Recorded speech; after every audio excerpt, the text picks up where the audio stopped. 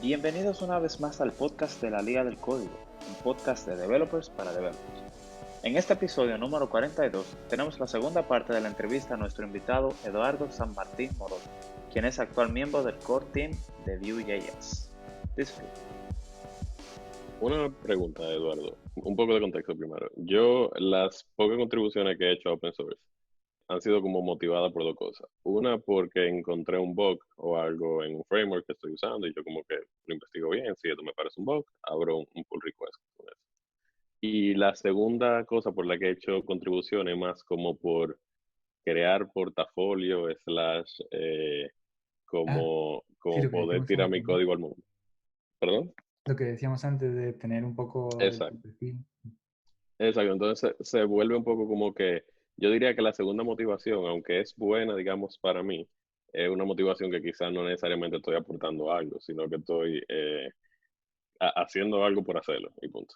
Mi pregunta a la que viene, el aportar open source, ¿tiene un lado negativo desde tu punto de vista? O sea tanto como en tu tiempo que te quite, sea tanto como en que interfiera en tu vida personal. Yo he sabido de casos donde el mundo open source, o sea, se crean como discusiones que me imagino que afectan quizá la vida personal de alguien. Exactamente. Entonces, no sé, quisiera como desde tu punto de vista que estás más envuelto en ese mundo, Sí, si entiendes que existen partes negativas sí.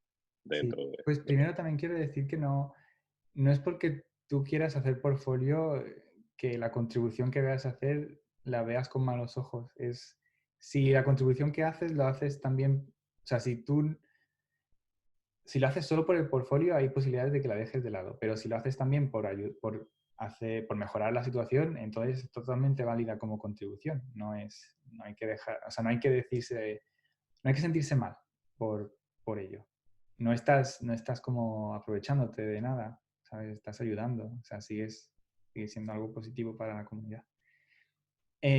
Pues sí, es cierto que hay muchas situaciones en las que te puedes ver envuelto y te consumen a lo mejor un poco psicológicamente. Y no es siempre la culpa de uno mismo, pero yo creo que casi siempre uno mismo puede hacer cosas para no verse envuelto en las situaciones. Y hay una cantidad muy grande de cosas de que se puede hacer. Si cogemos un ejemplo concreto, como tú decías, conversaciones o discusiones que a lo mejor tienen un sentimiento negativo o a lo mejor se llega a lo personal, que sería un poco ya el harassment, cuando se llega a lo personal y difamaciones personales, eso ya es harassment, que no ocurren a menudo, pero ocurren a veces. Eh, es cierto que si se ven demasiado, te puede afectar psicológicamente de forma negativa, a llevarte a la depresión o una necesidad de ir a terapia, o ver un psicólogo y ir a terapia porque te ha afectado demasiado. Eh, yo no me he visto envuelto demasiado en situaciones demasiado negras en las que no pueda salir. Sí he visto situaciones en las que un comentario pues, me resultaba muy ofensivo o en la forma en la que... Bueno, generalmente no es un comentario, es el contexto en el que estás, que has trabajado ya en esto, que ha pasado ya esto, que has respondido ya a otras cosas en el pasado y te viene otra persona y es como la gota que hace desbordar el vaso. Generalmente suele ser eso, suele ser una gota que desborda el vaso o un chorro bien grande a veces, un gigante, como decimos ahí en Málaga, porque a veces algunas pues llenan más el vaso que otras, ¿no? Pero, pero siempre cuando luego al día siguiente te lo tomas con otro ángulo y desde una tercera persona, como si no fueses tú, sí que puedes generalmente dejarlo de lado y de todos modos, casi nunca estas personas casi nunca tienen una foto de perfil que sean ellos, son gente que se oculta detrás de una pantalla y cuando entiendes que esta gente que sé, que la mayoría, cuando la gente difama a otras personas no suelen tener problemas personales para hacer eso y tenta por un oído y sale por el otro, es lo que tienes que hacer con las difamaciones. Cuesta mucho, sí, y tener a gente que te lo recuerda ayuda, tener a amigos, pareja que te ayude con eso es mejor. Eh, no me acuerdo si al principio la pregunta era si tengo algo para contornarlo o si... Es que no recuerdo si la No, pregunta era si he encontrado sí, o si... no, bueno. La pregunta era más que comentaros un poco de eso, de si existe un lado negativo dentro de open Es source. O negativo, sea, sí. porque Entonces, todo es muy positivo en el sentido que tú contribuyes y ayudas a muchos proyectos en el mundo, pero también existe ese Aprende. otro lado. Ujú. perdón, Sí. que me he ido un poco por la rama. No, no, no, para No te nada, todo preocupes. bien. Pero, pero entonces sí, hay otro lado negativo. Aparte del impacto psicológico que puedes tener con algunas discusiones que no sean muy agraciadas, sí puedes verte a veces demasiado metido en el trabajo y si no hay fruto de tu trabajo, si no ves que estás avanzando, que estás creando cosas, se te puedes sentir como que lo que estás haciendo no tiene mucho sentido y en ocasiones puedes llegar al burnout. He visto a gente hacer burnout en open source, ya sea por el... Generalmente es por las interacciones humanas que a veces llegan a ser muy intensas, o sea, intensas en el sentido de que hay demasiadas y no puedes gestionarlas completamente y te sigues viendo en esa situación de estoy haciendo algo a base de mi tiempo libre, porque la mayoría del open source es a base de tiempo libre. La gente lo consume y muchas empresas lo consumen y yo no veo un centavo aquí, pero la gente me trata como si fuese un producto de pago. Y eso es lo que yo he visto de la mayoría de la gente, que al final el balance del open source ha sido negativo para ellos, porque han terminado parando de hacerlo y se han visto más en depresión y cosas así. No he visto muchos casos así, pero sí he visto a alguna gente por internet que no terminaba muy bien con eso. Winner, ¿tú tienes alguna pregunta basada en contribución? Ok, vamos a ver eso y luego saltamos para el view courting. Ok, dale. Sí, ya no es tan enfocada en open source per se, sino en cómo tú contribuyes de otra forma a la comunidad también. ¿Tú haces algunas contribuciones con respecto a blog posts, videotutoriales y ese tipo de cosas? Yo blog posts paré de hacer hace ya 4 años, vídeos también. Charlas sí doy, en conferencias suelo hacer, aunque suelo hacer solo Vue, pero ahora este año me he abierto un poquito más a hacer JavaScript, sobre todo hablando de routers frontend, porque es un tema que nadie da y me parece interesante, hay muchas partes técnicas que son interesantes, entonces es un tema que estoy enviando bastante a conferencias por todo el mundo. Y que di, por ejemplo, en París el año pasado en .js, que es una conferencia muy grande aquí en Europa. Em, Casualmente me Aparte tiré de eso, esa conferencia antes de antes de empezar la llamada, me estaba viendo ese video. ah, ¿te gustó? Sí, fue muy chulo. No sé Bastante cómo. interesante la parte de lo del URL y cómo cada browser maneja esa parte. Y esa es la parte que me resulta más difícil de comprender y de hecho yo mismo olvido de las cosas porque es un follón. Eso no tiene ningún sentido. Cada navegador hace su meneo con la URL y, y no es fácil seguir. Pero sí hago más algunas cosas organicé. Creé la comunidad de Vue.js en París. Ahora ya no sigo ayudando a organizar, pero estoy intentando como dejarlo a otras personas del equipo para organizarlo y que pueda seguir sin mí. Porque me iré de París algún día y no me apetece y no quiero, o sea, quiero que siga funcionando porque funciona bien. Hay gente que viene, a la gente le gusta, pero no tengo tiempo para organizarlo. Sí intento mirar los temas que me gustan más son de comunidad eh, y todavía tengo mucho que aprender al respecto. Mm, pero me preocupa un poquito más por lo que se hace personalmente. Es más preocupación personal por lo que hay en la comunidad de Vue y los problemas que hay hoy en día y cómo mejorarlos. Al mismo tiempo que tengo todas las otras cosas que hacer y tal. Esas son las cosas de comunidad que hago. Ver si las comunidades de Vue a lo mejor se queda un poco hermética y hay cosas que cambiar para que la gente se sienta más atraída o abrir un poquito más las comunidades. Ayudar a otras comunidades con consejos o conexiones. Generalmente son esas conexiones, es lo más fácil. Si están empezando en algún país o algo y a lo mejor puedo darle alguna conexión de alguna persona que conozca por allí o lo que sea. Suele ser eso. Entonces tú sabes inglés, español, francés. Sí. ¿Has podido dar charla en diferentes idiomas? Las doy sobre todo en inglés.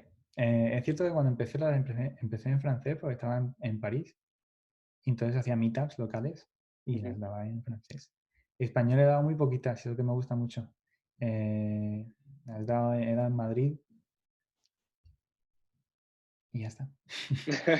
Una vez en ¿Y Madrid. tú has podido ver alguna diferencia en las diferentes comunidades dependiendo del idioma? ¿Hay como algo que tú ves particularmente que quizás la comunidad que son en español o que son en francés tienen diferente una entre otras? Sí, he visto muchas diferencias. Sobre todo como persona del sur de España, donde comparado con el resto de España somos más cercanos, más sociables. Eh, en Francia la gente le cuesta un poquito más. No va a venir tan naturalmente hacia ti a hablarte en una conferencia. Y en Francia para mí es como el término medio. Pero países del este, por ejemplo, sí que están en Praga, por ejemplo, en Alemania, es más difícil todavía en una conferencia. Cuando es más grande, la gente no viene necesariamente a hablar contigo. Cuesta más en Estados Unidos también. Y bueno, en Estados Unidos sí que varía mucho, es demasiado grande. Pero en Canadá también he visto, a lo mejor muy poca gente viene a verte o lo que sea. En España hice una conferencia chica y era en Madrid. Y yo no sé si es la lengua que también te acerca, seguro que sí. La lengua te acerca a la gente, pero tuve muchísimas interacciones con la gente que vinieron a verme, después a hablar y tal, y me encantó. No he dado todavía ninguna conferencia en un país hispanohablante en Latinoamérica. Solo he estado de visita, nunca he estado dando una charla todavía. Y donde sí estuve haciendo un panel fue en Sao Paulo, en Brasil, y me encantó porque la gente venía a verte, incluso con la barrera de la lengua, la gente venía a verte. Y más ilusión, porque claro, tú cuando vas a dar una charla, no conoces ahí a la gente. Entonces, si tú estás ahí, si no te has ido, si no te has ido tú solo a un sitio para estar solo, si estás dándote una vuelta ahí, y no es la hora de comer, porque a la hora de comer quieres coger la comida primero para poder comer y luego ya si hablas con alguien. Pero si tú estás ahí dando una vuelta es porque quieres, pues no sé, hablar con la gente y generalmente no conoces a nadie, no has venido con la gente de tu empresa a ver a la conferencia.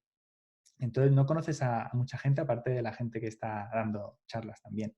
Entonces tú quieres que la gente venga a hablarte porque claro, tú no vas a ir mucho a la gente a decirle hola.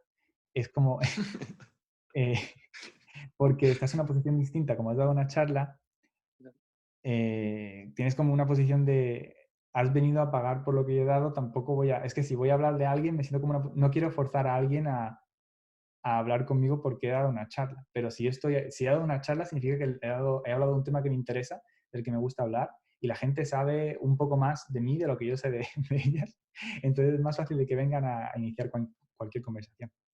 Sabiendo que si estás ahí si has dado una charla y estás ahí, todas las personas que han dado charlas quieren que le vengas a hablar. Eso Di que es... pues me disculpo porque tú viniste aquí al ViewConf y yo no, o sea, bueno, yo interactué con algunos, pero contigo, por ejemplo, no hablé y yo sabía que tú hablabas español y Sí, no pues te ven, toqué. además yo a veces no te apetece, no, puedes estar cansado y a veces a lo mejor no estoy ahí.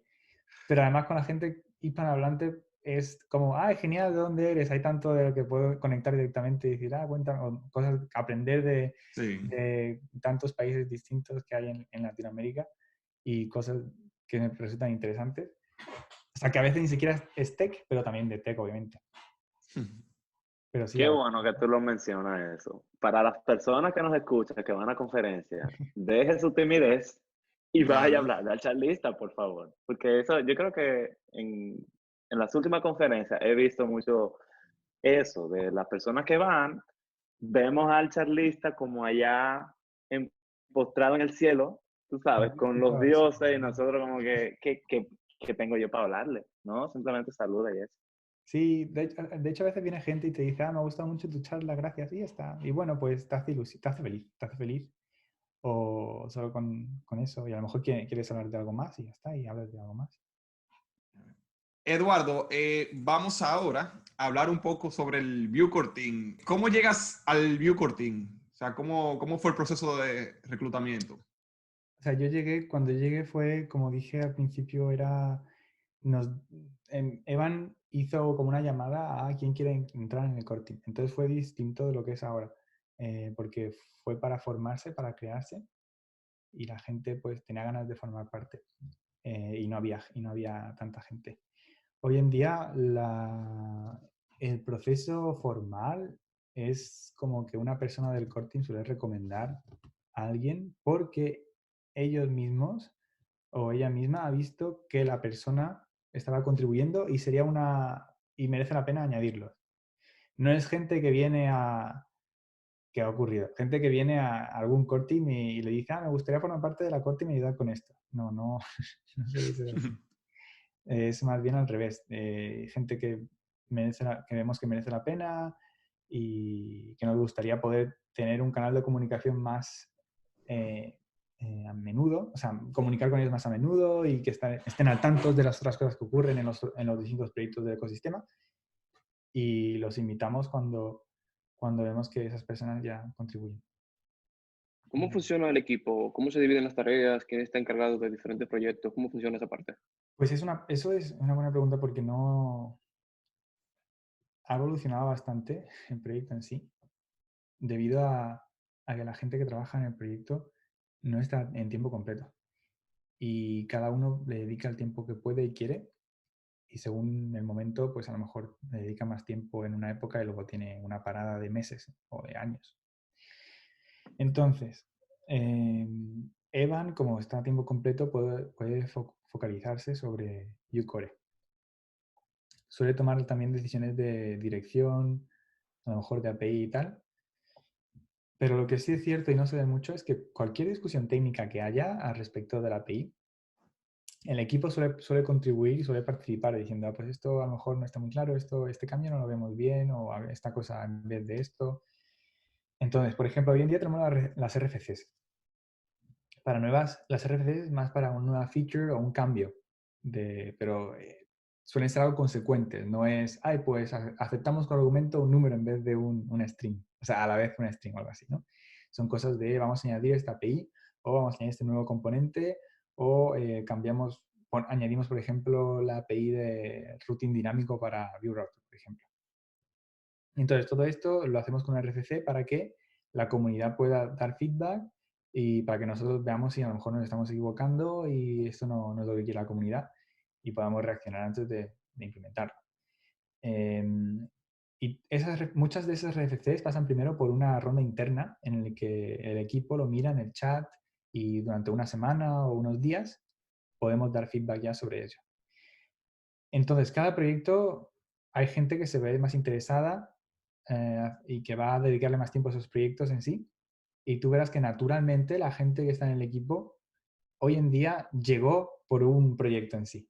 Es decir, que estaban dedicándole, por ejemplo, a los test utils tiempo y hoy están en el core team porque se ocupan de los test utils. Al principio no era así, no, al principio yo me interesaba un poco por todo y tocaba muchas cosas distintas y hoy en día toco el router sobre todo, aunque he hecho más cosas, y el core, sobre todo el router y core decisiones. Pero como que todo el mundo tiene su palabra en el core, por decirlo así. Es como es principal, une todo, todas las otras librerías, es importante que todo el mundo diga algo. Entonces, luego una vez que estás en el equipo, hoy en día hemos empezado hace poco a organizar reuniones cada 2 semanas para poder estarnos al tanto de lo que estamos haciendo, de lo que vamos a hacer y para ver si tenemos cosas en común y podemos, qué es lo que ocurre, pues yo también iba a trabajar en esto porque me interesaba, pues vamos a hacer juntos, pues ya he hecho esto con este proyecto, te voy a enviar lo que he hecho.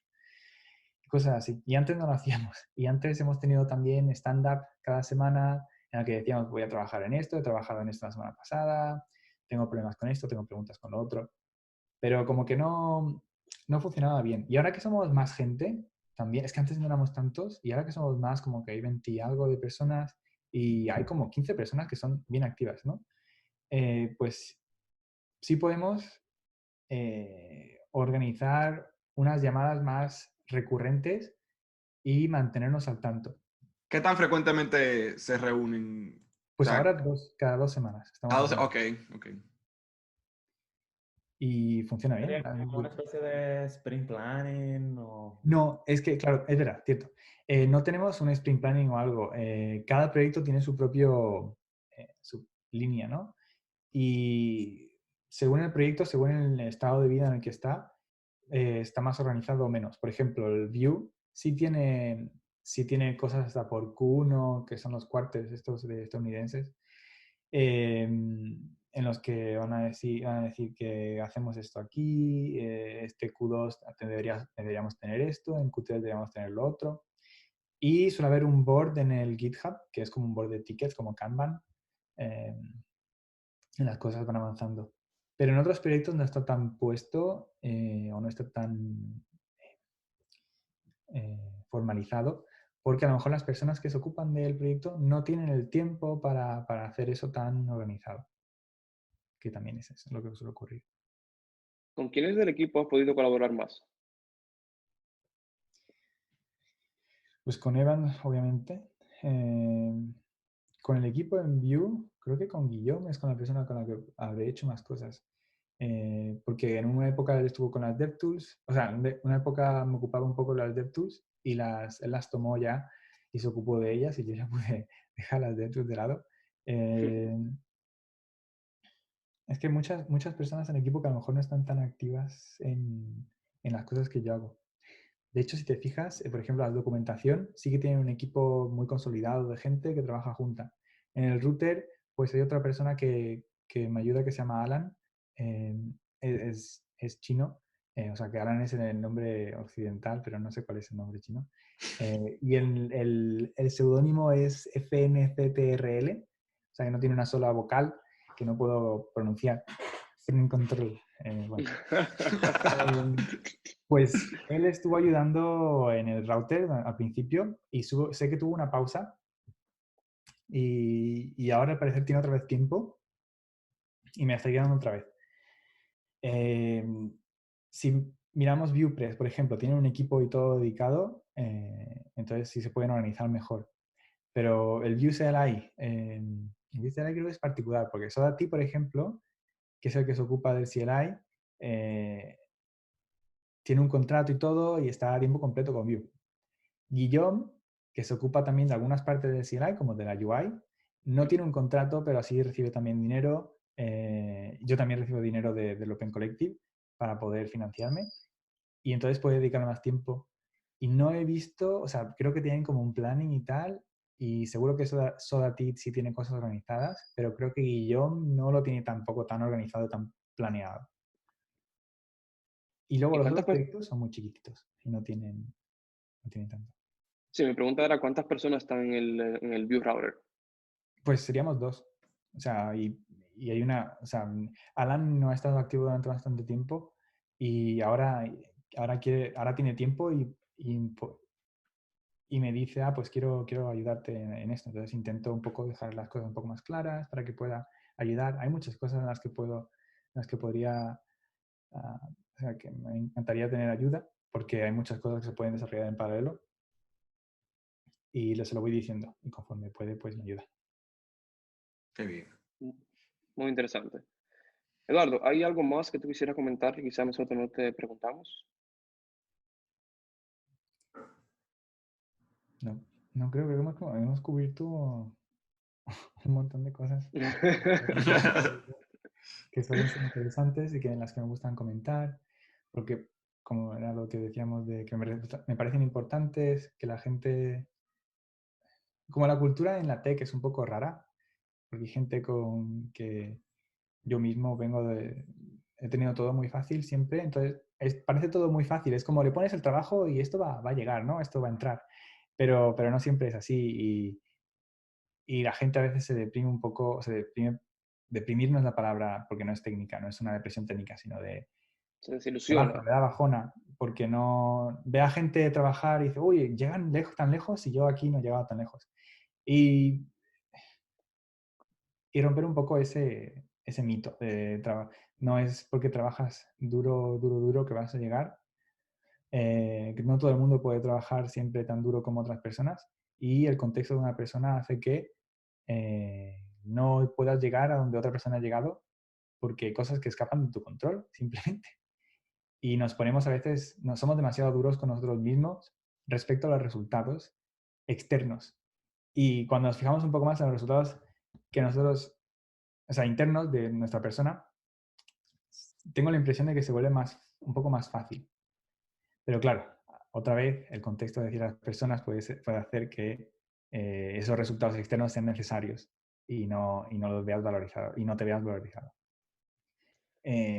Entonces, no ponerse como el objetivo demasiado fuerte de contribuir. A mucha gente piensa que hoy, porque contribuye al open source, te vas a resolver tu vida laboral o cosas así, o que vas a encontrar el sentido de la vida, yo qué sé. Pero no es así. El open source no es para todo el mundo tampoco. No hay que olvidar eso. Mucha gente que es más feliz haciendo un proyecto, o sea, contribuyendo a un proyecto en su trabajo y a lo mejor encuentra mucho más sentido a las cosas con él. Y no olvidar nunca dejar eso de lado. Que el open source se puede aprender mucho y yo creo que ya es mucho valor poder sacarle ese aprendizaje. Bueno, para terminar, Eduardo, cuéntanos un poco del futuro de Eduardo San Martín. ¿Cuáles son las cosas que te proyectas? ¿Cuáles son las cosas que vas a ir trabajando de aquí en adelante? Pues yo ahora mismo estoy muy focalizado en los routers y en el router de Vue. Entonces, idealmente, entre las donaciones que voy sacando poco a poco, más lo que voy trabajando un poquito para, pues con el tiempo he conseguido trabajar menos y ganando lo mismo, que eso está muy bien y así puedo dedicarle más tiempo al open source. Pero bueno, con el tiempo me gustaría poder también evolucionar el dinero que gano y no haberme quedado estancado en el mismo salario desde hace unos años. Pero seguir trabajando con el router de Vue, dar más charlas al respecto de los routers de frontend, que me resulta interesante, y conocer un poco más comunidades también, viajar un poquito más a países hispanohablantes, de hecho, que tenía como estaba enviando charlas sobre todo a países hispanohablantes, porque me interesaba más pues descubrir un poco más las comunidades en Latinoamérica de habla hispana. Ahora que tú mencionas eso, nosotros tenemos una muy, muy bonita en República Dominicana. Sí, pues me interesa, sí. Sí, sí, el Caribbean Dev Conference. Developer Conference, sí. Developers La voy a Conference. compartir si te interesa. Genial. Eduardo, qué bueno que tú comentas lo del salario, porque quizá uno desde su perspectiva ve que Eduardo es una persona famosa dentro de la comunidad de Vue, que Eduardo contribuye, que Eduardo está en las charlas, que qué sé yo qué. Quizá uno pueda pensar que Eduardo se está ganando una millonada por estar trabajando open source o lo que sea, y quizá ese no es el caso. Entonces, es importante que tú lo menciones porque quizá uno cree que quiero hacer dinero, pues mira Eduardo, voy a hacer lo que Sí, Eduardo hace y para no, el allá open voy. source no es el sitio donde vas a por dinero, ¿eh? Sí. A ver, hay muy poquitas personas que se han hecho de oro, por así decirlo, con el open source. Taylor Orwell diría, por ejemplo, que se ha hecho de oro con el open source, con Laravel y con los proyectos que ha hecho alrededor de Laravel. Evan, yo creo que es un caso único. O sea, es el único que tiene esas donaciones para un proyecto open source. No he visto a otra persona así. Yo, gracias al open source, no voy a negar que podría ir a trabajos en los que cobraría mucho. Vivo bien, tampoco vamos a mentir, vivo bien. Yo sé que podría haber vivido mucho mejor en otras empresas, o sea, trabajando para empresas, pero la libertad para mí vale mucho más que todo eso. O sea, la libertad y la flexibilidad que tiene uno vale mucho más. Importante. Y bueno, y obviamente lo que ocurre siempre, ¿no? Que vas a países ricos a tener un salario y de hecho, pues de vosotros mismos que os habéis todos esparcido y habéis ido pues a otros países que seguramente tengan un salario más alto que en República Dominicana. Como yo sé que obviamente no voy a comparar España con República Dominicana porque no tengo ni idea de cómo es en República Dominicana y seguro que las Es condiciones poquito, no te preocupes, son muy peores. poquito. Pero en España, por ejemplo, yo cuando tengo amigos de España, las condiciones laborales no me hacen ninguna gracia.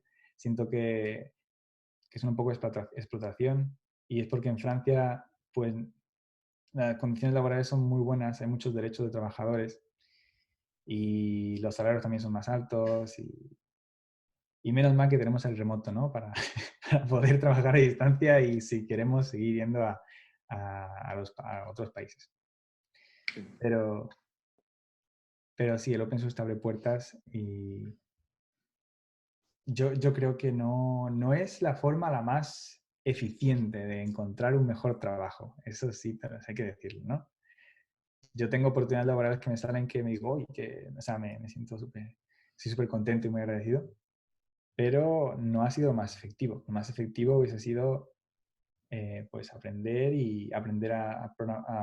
a hacer bien las cosas de proyectos, aprender a pasarse entrevistas, ir a una empresa grande y contribuir dentro de esa empresa grande para escalar.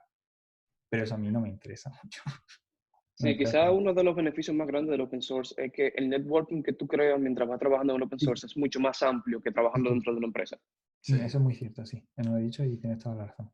Me encuentro con gente, o sea, conozco a gente un poco esparcida por todo el mundo y tiene mucho valor porque cuando quieres hacer algo, dices, pues a lo mejor esta persona conoce o algo, o te comentan cosas y te abre muchas otras oportunidades. Y eso es un valor incalculable, ¿no? Sí. Bueno, Eduardo, muchísimas gracias por tu tiempo. De verdad que sí. Agradecemos muchísimo toda la sabiduría que tú has depositado en este podcast. Sí. Muchas gracias. Me ha pasado muy bien. Muchas gracias por invitarme. Si tienen, o sea, los que nos están escuchando o viendo, si tienen alguna pregunta, déjenla en los comentarios. De igual forma estaremos poniendo los links hacia los links de Eduardo para que los den seguimiento y todas sus contribuciones, videos y demás. Y nada, muchísimas gracias, Eduardo. Okay. Sí. Y si quieren, seguramente me puedan pingar en el vídeo. No sé si es posible. Creo que sí, ¿no? No estoy seguro, pero cualquier cosa tú lo envías. Tal vez sí. A lo mejor comento y me pueden pingar ahí con el nombre o lo que sea. Y así Bueno, en Twitter podemos hacerlo, sí. Sí, o por Twitter también, pero sí. Sí. Y también a los que nos escuchan, si tienen algún interés de colaborar con nosotros, la mejor colaboración es recomendar esto a las personas que tú entiendas que le pueden servir. Así que muchas gracias por escucharnos. Nos vemos la próxima semana. Bye. Esto ha sido todo por hoy. No te pierdas el episodio de la próxima semana. Tenemos a Luis Miguel Reus, quien desde muy joven emigra a Estados Unidos. Cuéntame un poquito de ese proceso, cuando tú dejas tu país, te vas a Estados Unidos, ¿cómo tú logras introducirte en el mercado y por qué tú decides continuar la educación formal? Trabajar 3 días, trabajar 2 días online, y esos 2 días online que yo iba a trabajar, yo iba a la universidad y cogía 4 clases, 2 cada día. No te lo puedes perder. Si este episodio te pareció interesante, compártelo. Estamos en Spotify, Apple Podcasts, Stitcher y YouTube. Hasta la próxima.